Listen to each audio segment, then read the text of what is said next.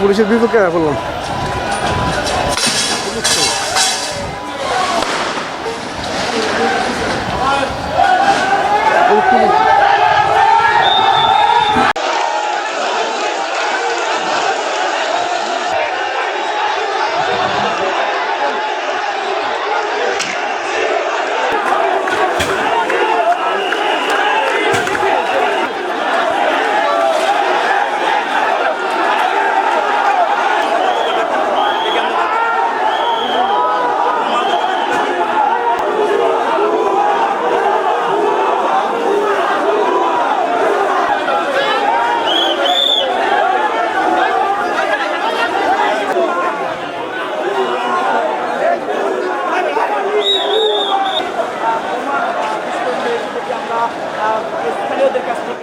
আপন ছোট ভাই সেখানে আমরা যে জানাজা নামাজ পড়বো সেখানে ককটেলের ব্যাপার আসবে কেন?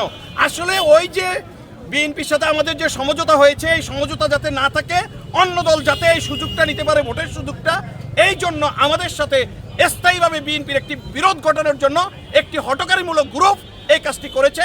আমরা তাদের দৃষ্টান্তমূলক বিচার চাই। সানবিট সব দিবে সামাল। সানবিট ম্যাজিক প্রেস ডিশওয়াশিং এর মাথা ঘোরানো সলিউশন। আমরা একটা মিছিল করতেছিলাম, কিন্তু যখন মিছিলে আমরা এই জাতীয় পার্টির অ্যাওয়ার্ড ঘুরিয়ে আমরা ডিস্ট্রিবিউশনের সামনে দিয়ে যখন আবার ঘুরিয়ে আসতেছিলাম, হঠাৎ করিয়া জাতীয় পার্টির কিছু লোক গুলি করছে এবং বোমও মারছে।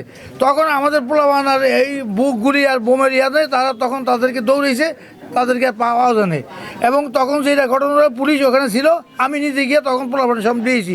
আমি যেটা দেখেছি এখানে বিএনপির এক অংশের একটা মিছিল আসছিল, মিছিল এসে তারা বিজেপি পার্টি অফিসের সামনের দিকে আসতে, তো আমরা এখানে পুলিশ যাতে পার্টি অফিস ভাঙচুর না করতে পারে বা পার্টি অফিসে অগ্নিসংযোগ না করতে পারে তা প্রতিরোধ করার চেষ্টা দেখছি এবং পরবর্তীতে তাদেরকে এখান থেকে সরিয়ে দেওয়া হয়েছে।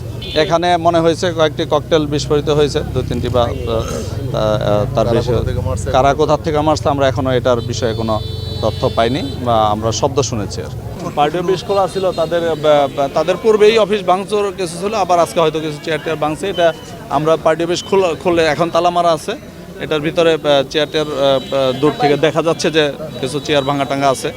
এটা দেখতে হবে সর্বশেষ যে কী পরিমাণ ক্ষতি হয়েছে, এটা তো এখন তালা মারা না। মাত্রই তো ঘটনা ঘটলেন, আমরা ঘটনাস্থলেই আছি, এখানে কোনো দলের পক্ষ থেকে কোনো অভিযোগ আমরা এখনো পাইনি।